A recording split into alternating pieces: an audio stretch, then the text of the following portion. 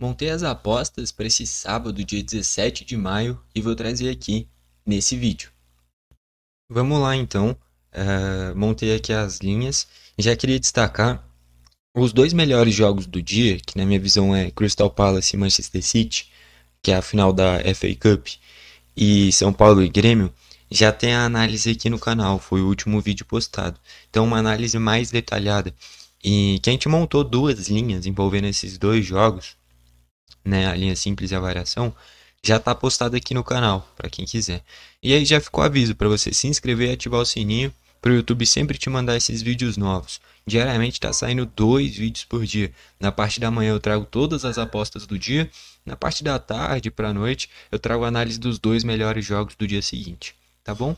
Então já vamos lá, queria destacar também que nesse sábado não tem NBA. Ontem o Knicks eliminou o Boston Celtics, então a final da conferência vai ser entre Knicks e Indiana Pacers. Jogaço, eu vou torcer para Indiana.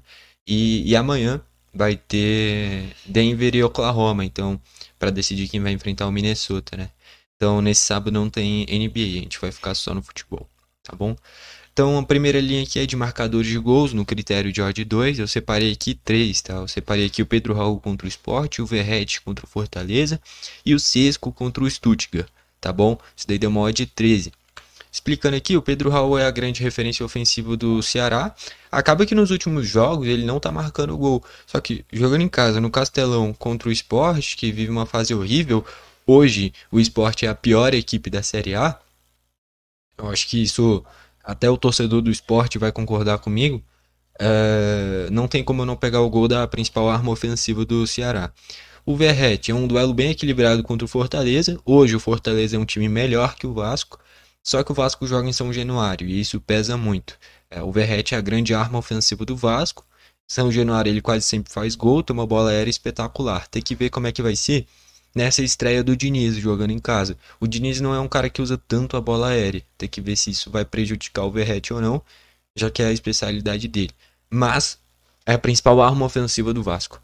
E o Sesco, que é um jogo bem aberto, que eu imagino, né, entre Leipzig e Stuttgart, duas equipes muito ofensivas. Um jogo que eu acho que vai ter muitos gols. O Sesco pagando a de 2, sendo talvez a principal arma ofensiva, junto com o Openda, uma dupla de ataque muito boa, inclusive do Leipzig. Eu gostei dessa linha, ainda mais para um jogo que tende a ter tantos gols. É uma odd 13 e a variação é 2 gols de cada um. Então, ó, 2 gols do Pedro Raul, 2 do Verratti, 2 do Sesco. Ali a do Sesco paga 5,50, mas é porque na Bundesliga normalmente tem uma média de gols muito maior do que no Brasileirão, do que praticamente qualquer campeonato do mundo, né? E aí isso daí deu uma odd praticamente 500, tá bom? Para 2 gols de cada um deles. Opa, opa, interromperam meu próprio vídeo. Sim, mas é para uma recomendação, sabe a faixinha do Neymar? Aquela que ele ficou marcado, título nas Olimpíadas, título no Barcelona, naquela Champions marcante de 2015, 100% Jesus. Deixei o link aqui embaixo para caso alguém queira, né? Vamos voltar aí pro vídeo. Beleza? Aí acaba que eu nem peguei gol específico deles, porque como eu já peguei dois deles, né? Mas se fosse pegar específico, seria principalmente de cabeça do Pedro Raul e do Verratti. O Sesco para quem quiser também, mas principalmente o Pedro Raul e o Verratti, tá bom? Enfim, aí agora a gente vai para o critério de uma coisa pagando ao menos 1,50, aí eu separei essas linhas. Um chute do Duqueiroz contra o Ceará. Duqueiroz é meio campista desse time do esporte. Se ele jogar, ele deve jogar como um segundo volante, ou se o esporte for com 3 volantes, ele pode ser até o cara mais avançado dentre eles. Deve jogar o Rivera, sendo um primeiro volante nesse time do esporte. Talvez o Sérgio Oliveira mais à frente do que o Duqueiroz, né? Mas o Duqueiroz eu imagino que joga de segundo volante. É um cara que eu não gosto, eu torço pro Grêmio. A passagem dele pelo Grêmio foi horrível. Mas é um cara que chega à frente. Se vai chutar para fora ou não, não interessa. O importante é que ele tem que chutar. Peguei um chute do Rossetto também. Se ele jogar nesse time do Fortaleza, que é um time que tem uma rotação muito grande de jogadores, não tem um time titular, ele provavelmente vai jogar de segundo volante. Jogando de segundo volante contra um Vasco ainda meio perdido em relação ao seu futebol, ainda se encontrando. Eu acho uma boa linha. Ele pode chegar à frente e paga no 1,50, eu gostei. Peguei um gol do Atlético contra o Novo Horizontino. Esses dias atrás eu peguei a mesma linha, só que era contra o Botafogo de Ribeirão Preto e fora de casa. E eu acho que era já no critério de odd 2. O Atlético meteu 3 gols. né? Isso que cara, uma coisa que eu fico impressionado é que o Atlético tem bons jogadores, só que todos esses jogadores mais conhecidos são reserva. Então, o Adriel, que foi do Grêmio, estava no Bahia e foi para o Atlético e no último jogo foi reserva. O Lincoln, que é talvez o grande nome desse time, foi reserva. Uh, quem mais? O Andrei, ex-Vasco, volante, reserva também. Acho que o Sandri era o único que tinha sido titular dos mais conhecidos assim. Ou talvez até tinha sido reserva, não me lembro direito agora. Mas os caras mais conhecidos do Atlético são reserva, isso que me impressiona. Eu acho que esse jogo vai ser no Independência, né? Contra o Grêmio tinha sido em São João del Rei, na Copa do Brasil. E lá eu acho que o Atlético faria valer mais do que no Independência, que aí é um gramado melhor, enfim, dá pra jogar de forma mais aberta. Ambas as equipes, ainda mais que o Atlético não tem uma torcida tão grande quanto um Atlético e quanto um Cruzeiro, né? Não vou nem falar o América, porque quando o América jogava Série A também era estádio vazio. Mas se for no Independência, deve ser um jogo bem equilibrado, tá bom? Enfim, um gol do Atlético eu acho válido. Um gol do Brest contra o Nice é melhor, joga em casa e tem uma defesa boa, isso que me deixa com o pé atrás. Mas jogos do Brest normalmente tem muitos gols e quase sempre tem ambas marcam, tá bom? Peguei um gol do CSA contra a Tombense, o CSA vem de jogos bons, tá bom? E um gol do Náutico contra o Ipiranga, o Náutico também não é um time fraco, a questão é que na Série C tende a ter poucos gols, só que tanto o CSA quanto o Náutico, na minha visão, são melhores. A questão é que são visitantes, tá bom? Esse deu uma odd 14. A variação deu uma odd 2.300, mais ou menos. Que é 2 chutes do Duqueiroz, 2 chutes do Matheus Rosseto, 2 gols do Atlético, né? 2 gols do Brest, 2 gols do CSA e 2 gols do Náutico. Ali é uma odd de 2.300, mais ou menos. Tá bom? Aí a gente vai para a próxima. As linhas de equipes que vão vencer no critério de odd 1.5. Tá bom? Então é a vitória do Olympique de Marseille contra o Reims.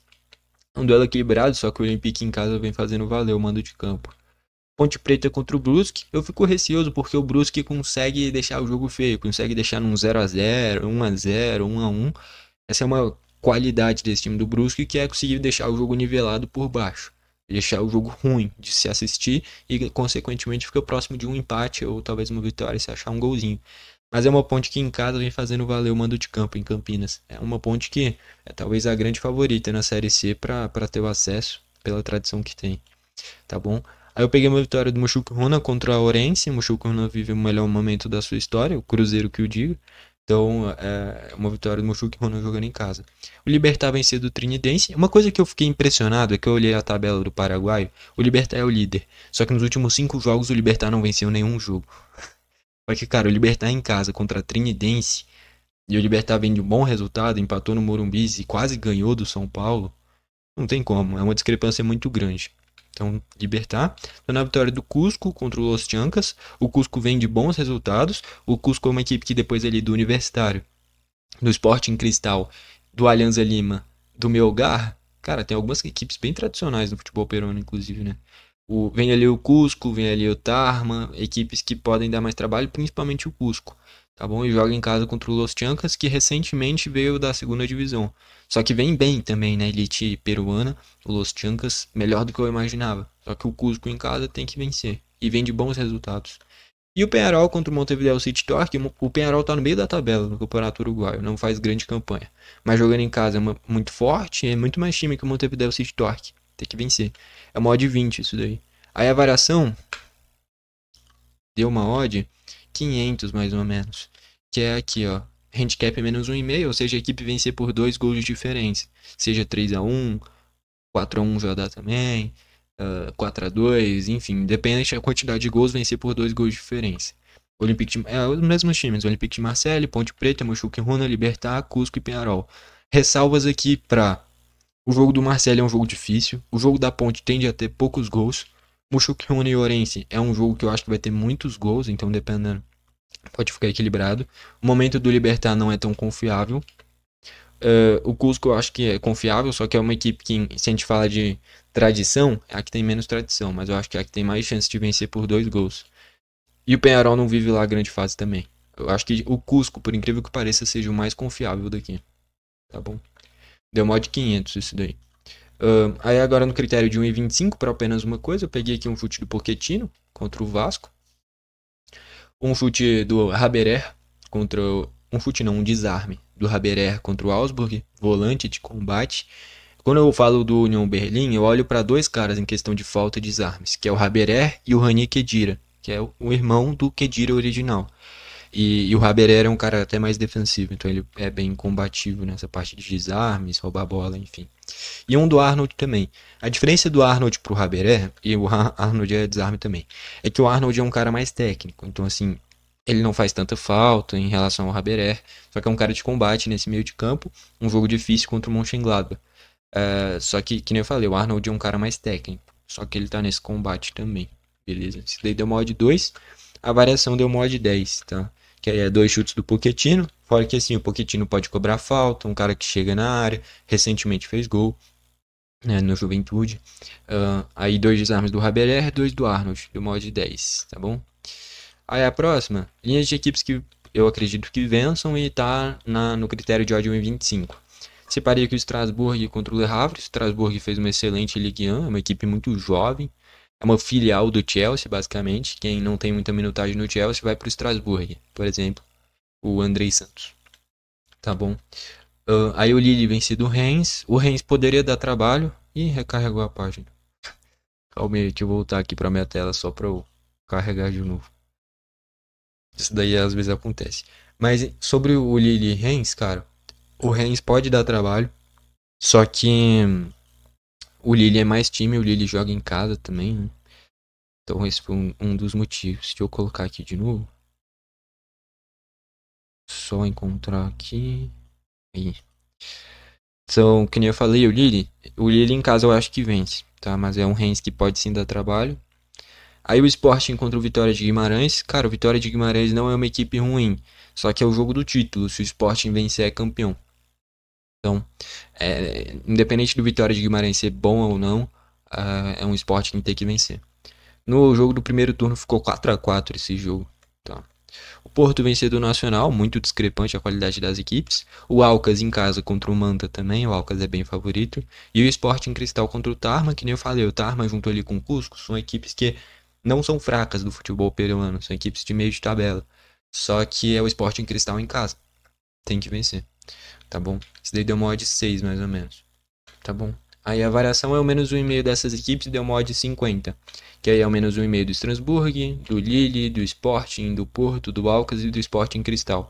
Os que eu fico mais com o pé atrás. O Strasbourg eu acho que vai ser um jogo bem aberto.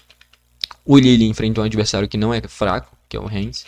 O Sporting também enfrenta um adversário que não é fraco, que é o Vitória de Guimarães, mas é o jogo do título. O Porto, eu não sei até que ponto o Porto vai estar comprometido com o jogo, porque não vale mais muita coisa.